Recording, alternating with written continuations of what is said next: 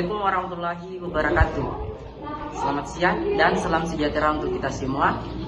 Pada kesempatan kali ini, kami dari kelompok EMPA akan mempresentasikan hasil kegiatan kami pada mata kuliah pengembangan kurikulum yang diampu oleh Ibu Dr. Evi Segarawati Ampri, SPD MPD. Adapun topik yang akan kami bahas yaitu implementasi kurikulum Merdeka di SD Negeri 60 Lembang. Sebelum masuk ke pemaparan materi, izinkan kami memperkenalkan diri terlebih dahulu. Perkenalkan, nama saya Ahmad Riyadi dengan NIM H0524339 selaku moderator. Dan perkenalkan, nama saya Mutmainah dengan NIM H0524540 sebagai pemateri pertama. Perkenalkan, nama saya Riz Andrini dengan NIM H0524301 sebagai pemateri kedua. Perkenalkan, nama saya Nasria dengan NIM H0524313 sebagai pemateri ketiga. Perkenalkan, nama saya Bailin dengan NIM H0524329 selaku pemateri keempat. Perkenalkan, nama saya Wafi Ramadhani dengan NIM H0524321 sebagai pemateri kelima. Oke, baik, untuk memulai presentasi ini saya akan memaparkan tujuan kegiatan. Kegiatan observasi ini dilakukan untuk memperoleh pemahaman yang mendalam bagaimana penerapan kurikulum di SD. Secara khusus, tujuan kegiatan ini untuk memahami pemahaman guru terhadap kurikulum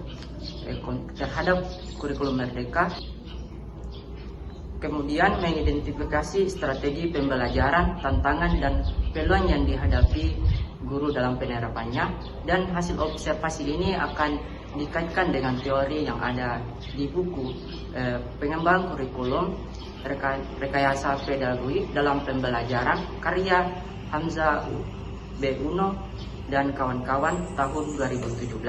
Sekian dari saya. Selanjutnya saya persilakan kepada rekan-rekan pemateri untuk memaparkan materinya. Baik, berdasarkan hasil observasi, guru menerapkan berbagai strategi pembelajaran yang aktif dan kontekstual. Guru kelas 4 menggunakan metode cooperative learning dan media pembelajaran berbasis video untuk menyesuaikan gaya belajar siswa. Sementara itu, untuk guru kelas 3 melakukan asesmen diagnostik untuk mengetahui kemampuan awal siswa, menyusun ATP secara bertahap, serta menerapkan pembelajaran berdiferensiasi. Guru juga menggunakan permainan edukatif, diskusi kelompok, dan proyek sederhana agar pembelajaran lebih menarik dan bermakna. Baik, saya akan melanjutkan materi dari rekan saya, itu tentang poin tantangan implementasi. Yang pertama itu kecenderungan siswa memilih kelompok dari teman dekat. Dalam pembelajaran, guru menggunakan metode cooperative learning. Nah, pada saat pembagian kelompok, biasanya siswa ini memilih teman yang hanya mau satu kelompok dengan teman dekatnya saja. Yang kedua, keterbatasan fasilitas seperti media audiovisual. Nah, pada saat guru ingin menerapkan pembelajaran sesuai dengan gaya belajar siswa, guru terkendala di sarana dan prasarana sekolah. Yang ketiga, perbedaan kemampuan dan karakter siswa. Dan yang terakhir itu penyusunan ATP atau tujuan pembelajaran yang menyesuaikan kebutuhan siswa. Nah, ini membutuhkan waktu yang sangat lama. Sekian. Oke, di sini saya akan menjelaskan peluang dan manfaat dari penerapan kurikulum Merdeka di SD. Pertama, guru memiliki kebebasan menyesuaikan pembelajaran. Kedua, siswa lebih aktif, berani, dan kreatif. Ketiga, pembelajaran lebih menyenangkan dan kolaboratif. Dan yang terakhir, nilai-nilai profil pelajar Pancasila seperti gotong royong, mandiri, dan bernalar kritis tercermin dalam kegiatan pembelajaran. Baik, di sini saya akan menghubungkan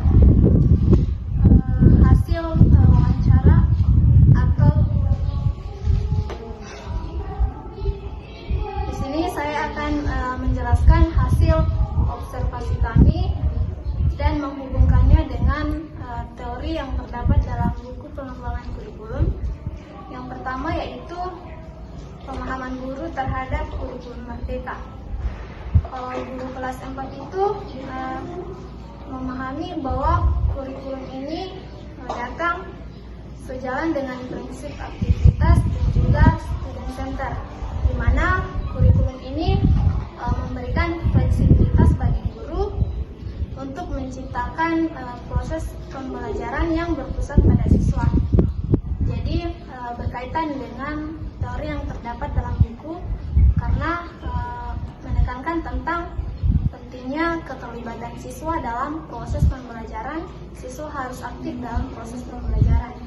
Kemudian menurut guru kelas 3 memahami bahwa kurikulum ini datang dengan tujuan yang jelas dan terarah. Jadi kurikulum itu mendatangkan yang namanya capaian pembelajaran. Capaian pembelajaran inilah yang memberikan arah bagi proses pembelajaran. Capaian pembelajaran ini diturunkan atau diolah menjadi alur tujuan pembelajaran dengan cara memperhatikan karakteristik siswa, kebutuhan belajar, dan minat siswa sesuai dengan teori yang terdapat dalam buku pengembangan kurikulum bab 7. Kemudian yang kedua yaitu strategi guru dalam pelaksanaan pembelajaran berbasis kurikulum merdeka. Kalau guru kelas 4 menerapkan yang namanya cooperative learning sebagai strategi utama. Strategi ini menekankan tentang pentingnya kerjasama. Ketika guru dalam proses pembelajaran membagi siswa dalam bentuk kelompok, maka ditekankan yang namanya kerjasama dalam kelompok. Bagi yang sudah mengetahui, membantu temannya yang masih kurang tahu. Hal ini sangat berhubungan dengan teori yang terdapat dalam buku pengembangan kurikulum yang menekankan tentang pentingnya kerjasama atau kolaborasi. Kemudian guru kelas 3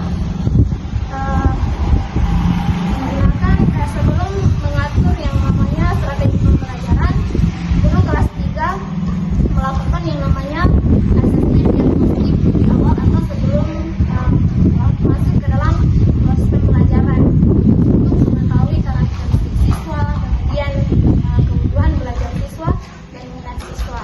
Kemudian guru ini menyusunlah yang namanya strategi pembelajaran berdiferensiasi. Kemudian yang ketiga yaitu tantangan yang dihadapi guru dalam mengimplementasikan kurikulum merdeka. Kalau guru kelas 4 itu ada beberapa tantangan yang dihadapinya. Yang pertama yaitu pada saat membuat kelompok kecil dalam proses pembelajaran, gurunya itu sering kewalahan atau sulit dalam membagi kelompok karena perbedaan kompetensi dan sulit untuk menyeimbangkan agar setiap kelompok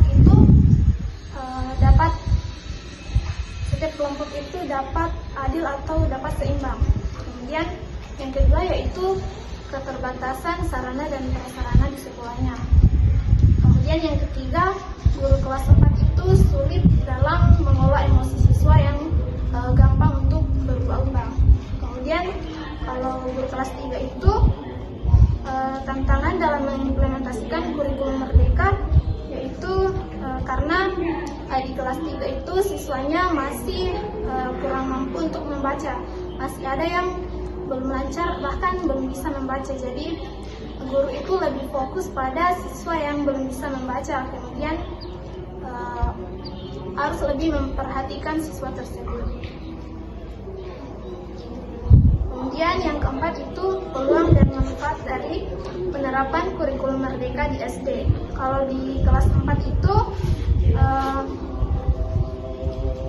guru itu melaksanakan pembelajaran yang berpusat pada peserta didik sehingga menciptakan peserta didik yang kreatif, kolaboratif, dan berpikir kritis. Begitu juga dengan guru kelas 3. Jadi kurikulum merdeka ini memberikan dampak yang positif dalam proses pembelajaran bagi guru kelas 4 dan guru kelas 3. Terima kasih. Oke, baik. Jadi adapun kesimpulan dari hasil observasi Merdeka di sekolah dasar terbukti memberikan dampak positif pada proses pembelajaran.